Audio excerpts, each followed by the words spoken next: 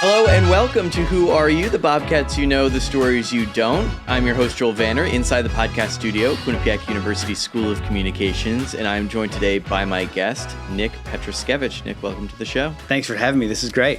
I'm happy you're here. You have an interesting story that we will get into. But Nick, I know you host a program, What's Your Story? Mm-hmm. But on this program, we ask, Who are you? Okay. So I will ask you that question. Tell me, who are you? So my name is Nick Pietruszkiewicz. All 15 letters are in the right spot. Believe it or not, there are 2 Z's. My wife, when we got married, went from Atkins to Pietruszkiewicz, so she got 10 letters in the marriage. She's thrilled about that.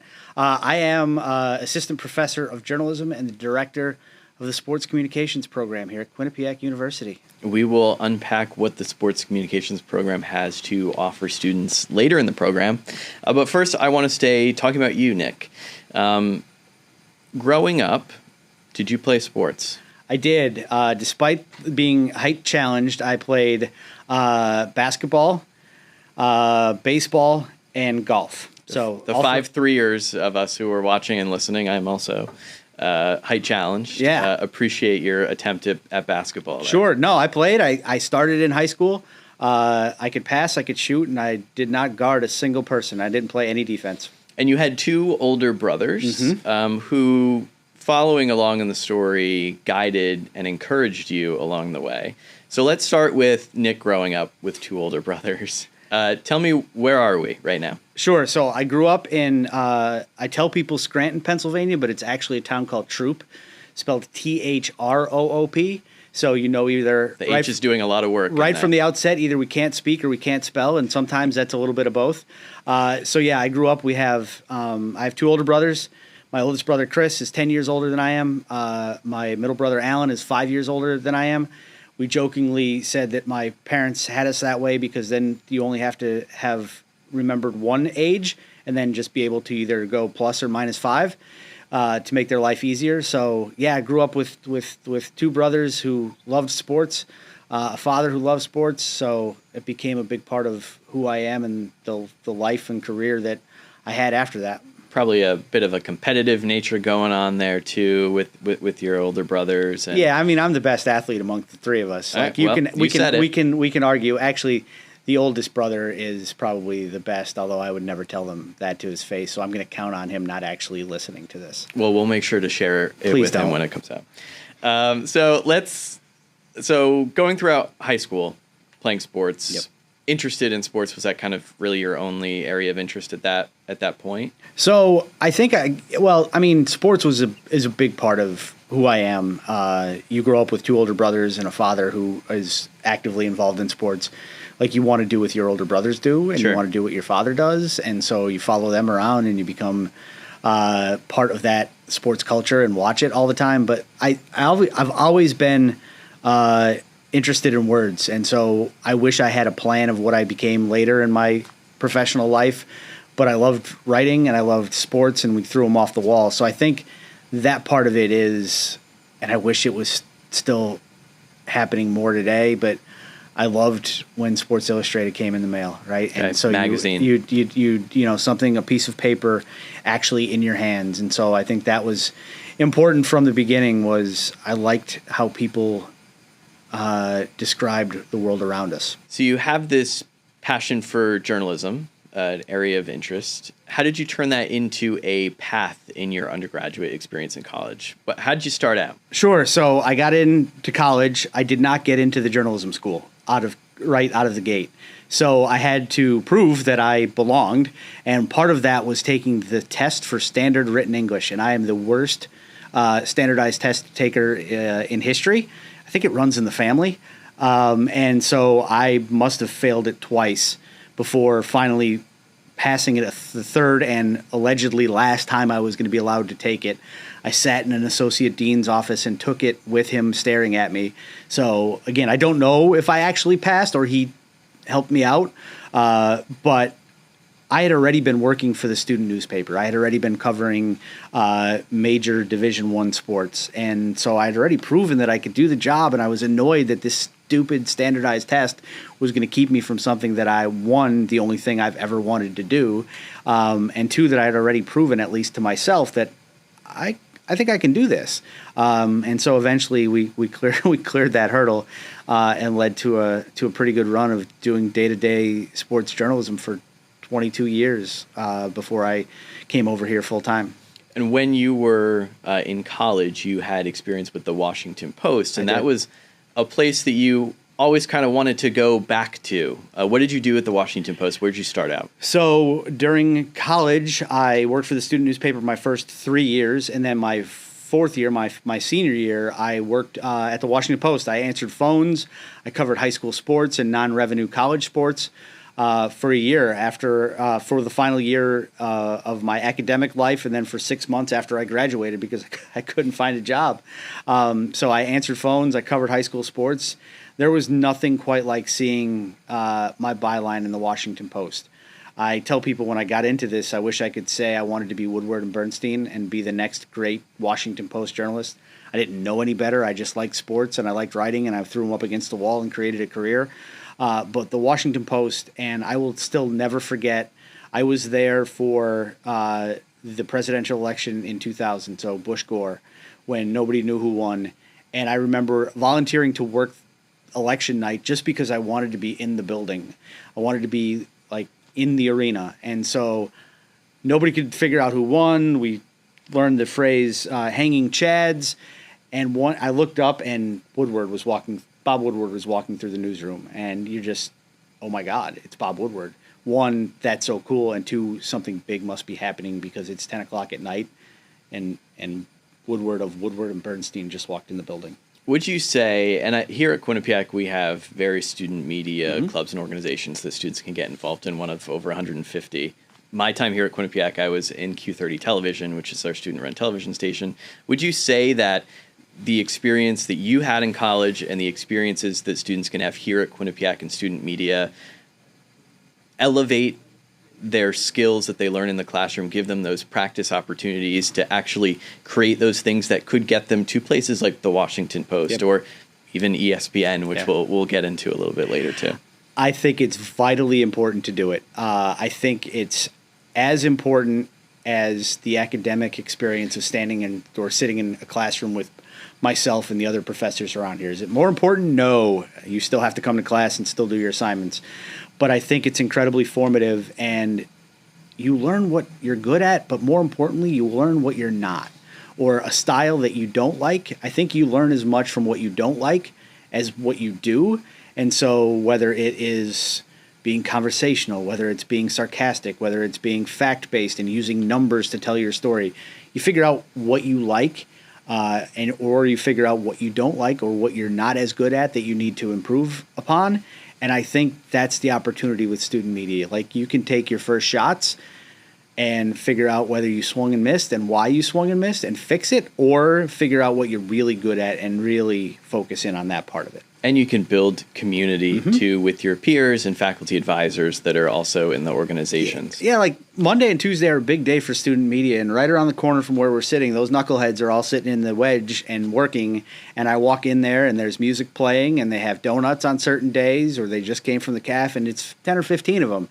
And I think that's part of the experience too, and the important part of the experience is interacting with each other, because we're all this now, right? And so we don't actually talk to each other. And so the fact that I walk in there, I'll make two jokes, I'll heckle them, and I'll leave. But to see them, being loud and talking to each other and yelling at each other, hopefully respectfully, is an important part of the process too, as much as the finished product is. Right. A community you were in early on in your career was in Chicago. That was your first step in journalism after bartending and other things on the side for a couple months. But that's an important part of the story, that when you graduate college, sometimes you don't have everything figured out before you graduate. I was in the same boat. It took me a bit to land my first job, which was actually at ESPN. But some people graduate and they have that. Everything's not all figured out. But your path started in Chicago, covering high school sports, but then quickly changed, right? You had a pivot there. Yeah, so I got there. They had hired me to, the focus was going to be high school sports. I was there for a week, and one of the people that was working in the sports department left. And so I was there a week, and they said, hey, by the way, we're going to switch it, and you're going to cover the Chicago Cubs and the Chicago White Sox, Major League Baseball. I said, really? Okay, I can do that. So for the next 7 years, it was a small circulation newspaper, so you did a little bit of everything. I still did. Didn't matter if the Cubs and the White Sox were playing on a Friday night. I was summoned to cover high school football, but I covered the Cubs and the White Sox. I did a little bit of the Chicago Bulls, some Chicago Bears, Notre Dame football, Illinois basketball at a time when they were really good. So I covered a lot of things, but the main focus for the 7 years that I was there was Major League Baseball. I covered about 110 or 120 games a year, and really the first time I started to travel a lot, which is a big part of that job. And so I wish I enjoyed it more than I did, because I was always so worried about what's next and how much money I was going to make and where I was going to go. Like 7 years in Chicago, and Chicago is in the summer the greatest city in the world. And I think if I have a professional regret, it's that I didn't enjoy it as much as I should have. I was too worried about what comes next. Speaking of what comes next, ESPN comes next in your story, baseball, something that follows you through. In your professional journey, taking that step into ESPN, what was that like, and what experiences did you have there? It was a little scary, and it's not because ESPN is big, and it's because it's the largest sports media company in the world. It was more I was switching roles. I'd only ever wanted to be a reporter, and I actually the path to ESPN, I was becoming an editor and being one of the people that was sort of in charge, but also more direction than the actual reporting and the writing. And so I remember interviewing there. I interviewed actually on a Sunday. I flew to Philadelphia to interview at the Philadelphia Daily News to cover the Philadelphia Phillies. And I'm from Pennsylvania. And then flew back to Chicago on Monday night after the interview, and flew to ESPN on Tuesday to interview for that job. If I'm being entirely honest, I wanted the Philadelphia job. I didn't want the ESPN job. Funny how that works out. It does, right? So I then got the ESPN job, and it was time. Newspapers were really struggling at that point, and you're worried that the layoff might come to get you at some point because the industry was shrinking. And so I took the ESPN job and spent the next 14 years of my life doing so much more than I ever could have imagined. You hear editor and you're like, oh, you're the guy that moves the commas around. No, you shape the message. You decide what's important. You interact with the writers that you used to be. And I think that helped me too, because I was on the other side of it. I was a reporter before I became an editor. And so when a reporter would say, I really can't do that, I would either know that's BS, or you know what, you're right. Like that doesn't work in terms of the logistics. Let's alter the course and the strategy here. And the versatility that you're highlighting between the roles you've had and the things you've been able to do, it's a great lead into the sports communication program here at Quinnipiac. Tell us about the program and what's offered in it, and what students experience. Sure. So we had so many students for open houses that step onto campus, and they say, I want to work in sports. But not everybody wants to be a journalist, and that's okay. But they come on campus and they want to work in sports, and it never made sense to me, to us in the building, because I didn't create this program on my own. There were a lot of people involved. We should have probably done it earlier. But why does a student who is interested in sports and in the communications field have to go to different departments or different buildings across campus? Hey, I want to do analytics, so should I go over there? I want to do PR or advertising. I've got to go to the PR and advertising department. Like, that just didn't make any sense. And so sports communications now houses, you want to work in social? We can help you with that. You want to work in PR and advertising? That's sports communications. You want to still be the person that sits at the sports center desk? That's sports communications. And so it put everything sports related in the communications environment under one tent and in one building. And the first year has been an incredible success that I'm really, really proud of. I'm incredibly excited that I was able to be the director of the program at its outset and kind of have a hand, with the help of everybody else in the School of Communications, building this into something that is important not just to the university, but to the people that it really matters to, and that's the students, and to see their excitement and how much they've been involved in it, and to see open houses with the next wave coming is really, really cool, and something I never thought I'd be involved with. And just thinking too, not only the proximity of Quinnipiac to Bristol, but of Quinnipiac to New York and Boston, and ability to go elsewhere as well, and how sports travels and the stories behind it. Important that this is here and available to students. Yeah, and listen, I spent 14 years at ESPN. Bristol's 15 miles from here. If we don't have a relationship with them, I failed the students and I failed the university, because I left on my own 3.5 years ago to come and do this full time, to flip the script, and to this be my next professional act. But if we don't have guests traveling down Route 9 from Bristol, like, I've failed. And so we've had an incredible amount of people that have been coming as guests, but more importantly, we have a lot of people that are adjuncts from there. And so when we say we're going to teach you how to prepare for a job in PR or in storytelling, look, here's the vice president of PR at NBC Sports, or the vice president of audio, and audio is going to teach a podcasting class. Teaching the class, right? Yeah. And so if people watch College Game Day, which along with Inside the NBA is the most popular and influential show in the history of sports television, the executive producer of College Game Day is teaching a class this semester. Can't get much better than that. Awesome industry connections too, inside and outside of the classroom.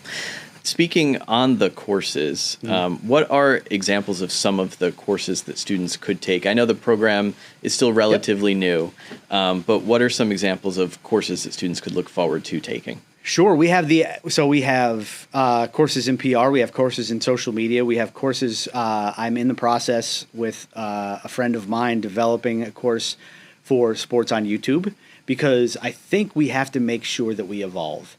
As a university, as a school of communications, as a program that's even in its first year, what we do in year 3 and in year 5 is going to be entirely different, and should be, because the industries around us and the delivery methods in which people get their content and tell their stories, whether it's through social or PR or video, changes. So, not to mention AI's integration in everything sports too. So we have, that's going to be one of the courses that is in development. I am teaching a sports messaging in the modern athlete in the fall that looks at how athletes use their social channels and use their YouTube channels as means to talk to the fans, and then how they make mistakes, how they get themselves in trouble, then how they try to get out of that trouble.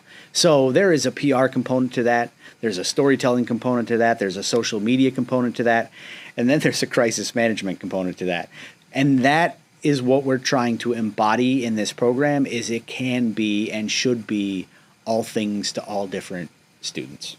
Looking back on your career and your educational experiences, from going into undergrad and having to retake the standard English test a couple times just to be in journalism, which is a place you knew you wanted to be, to your career at ESPN, and then coming to Quinnipiac after having adjunct here for quite a long time, and now being the director of our sports communications program, what advice would you give to someone who's interested in going into sports, maybe not the sports journalism piece, an area of sports, but maybe a little bit intimidated that it may feel like you need to know it all because you need to be able to do a number of things? Be okay with not knowing. I never considered being an editor. I didn't want to, and I spent 14 years doing it.